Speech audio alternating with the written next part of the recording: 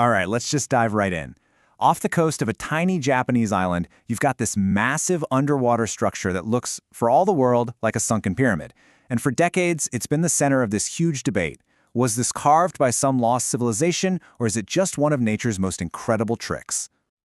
And that question, that's really the heart of it all, isn't it? It forces you to kind of rethink everything you assume about what looks natural and what looks man-made. That's the big puzzle we're going to try to piece together. I mean, the sheer scale of this thing is mind-blowing. We're talking about a structure about the size of a football field that has had scientists arguing for 40 years. 40 years! These numbers really give you a sense of just how big a deal this underwater monument really is. So you're probably wondering, how does something this huge just stay hidden for so long? Well, like a lot of the greatest discoveries, the story of how it was found starts completely by accident. Okay, just picture this for a second. You're Kihachiro Arateke. You're a diver, you're out there just doing your job, looking for cool spots for tourists to see some sharks, and then bam, you swim around a corner and are staring at what looks like a sunken city. He called it an underwater Machu Picchu. And honestly, you get it. He was so floored he actually kept it a secret for a bit. He knew he'd found something special. So once the secret was out, you can imagine what happened. The most exciting, most romantic idea took over. This had to be man-made, a relic from a lost civilization. So let's open the case file on that argument. And this is where it gets really compelling. Just listen to these names. A loop road, a pool with perfect 90-degree angles. These didn't sound like things nature just kind of whips up randomly, right? It reads more like a blueprint for a city. This list, this is the bedrock of the whole man-made theory. And look, this wasn't just some wild idea from an amateur. We're talking about a serious academic, Dr. Masaki Kimura. The guy's a marine geologist, and he dedicated 20 years of his life to this. Over 100 dives. He was down there, meticulously mapping every single inch, totally convinced he was looking at undeniable proof of human hands at work. You can really hear his conviction in his own words here. He's basically saying, look, there is just too much stuff here for it to be a coincidence. For him, the sheer volume of features that looked artificial was just overwhelming. He was even sure he'd found tool marks and what looked like ancient writing. Okay, so that's a pretty strong case, right? But, as always, there's another side to the story. For every compelling argument, there's a counter-argument. And this one, well, it comes straight from the rocks themselves. Now this is where the story takes a fascinating twist. A geologist named Robert Schoch shows up. And this is a guy who's famous for challenging mainstream ideas. So he actually came to Yonaguni wanting to prove it was a lost city. But here's the thing about a good scientist. The evidence always wins. And for him, it only took a single dive for his expert eye to see something completely different. And this is why. This is the big aha moment. The most powerful evidence for the natural theory, it wasn't even underwater. It was right there on the coast of the island itself. The cliffs, made of the exact same sandstone, have the exact same stepped terraces, the same sharp edges.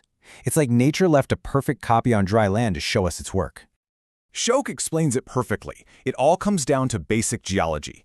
This particular kind of sandstone, when it's put under tectonic stress, has a natural tendency to just break along these incredibly straight lines. It creates a grid-like pattern that looks so much like it was designed. It's really a masterpiece of natural engineering. So, you've got two experts, two totally opposite conclusions. Case closed, right? One of them has to be wrong. Well, not so fast. In a really amazing twist, the two sides actually started to agree. And to get how that's even possible, we need this one key term, terraformed. It's a great concept. It doesn't mean building something from scratch. It means you find an incredible natural formation and you tweak it, you enhance it, maybe shape it a bit to make it your own. Think of it like a collaboration between humans and nature. And just look at this. After all those years of debating, you have Dr. Kimura, who started out saying it was entirely man-made, shifting to call it terraformed. And then you have Dr. Schoch, who started at over 95% natural, admitting that ancient people could have touched up the site. It's incredible. They both ended up in this fascinating middle ground, coming from completely different directions. Okay, so if we're going with this terraformed idea, this human-modified site, we have to ask, does that even make sense? How does this fit into the history of people in this part of the world? And this timeline is absolutely critical. See, about 20,000 years ago, during the last ice age, sea levels were way lower. This monument, It was completely on dry land. And we know for a fact that humans were in that area for tens of thousands of years. So the opportunity was definitely there. Ancient people could have literally walked right up to this thing and worked on it. But, and this is a huge but for the lost city theory, when we look at every other confirmed underwater city we've ever found, places like Pavlopetri in Greece or Thonis Heraklion in Egypt, they're just littered with artifacts, pottery, tools, statues, you name it. Yonaguni? Zilch. Not a single undisputed artifact has ever been found. And archaeologically speaking, that silence is deafening. You just don't have people building and living in a place the size of a city without leaving something behind. It just doesn't happen. That lack of everyday stuff makes it almost impossible to argue this was a fully built, bustling town. So, after all that, after weighing the geology and the archaeology, where do we land? What's the most likely story here? You know, the most beautiful and satisfying answer seems to be that terraformed idea. Nature was the master architect. It did all the heavy lifting, creating this unbelievable geometric landscape. And then, ancient people almost certainly found it, saw how special it was, and used it. Maybe as a quarry, maybe as a ritual site, and maybe, just maybe, they carved a few parts to make it even more perfect for their needs. In the end, Yonaguni doesn't have to be a lost city to be profound. It shows us that nature can be a brilliant architect, and that the story of our ancestors might be written not just in the things they built, but in how they saw and interacted with the incredible world around them. And it just makes you wonder, doesn't it? What other stories, both natural and human, are still down there, waiting to be found?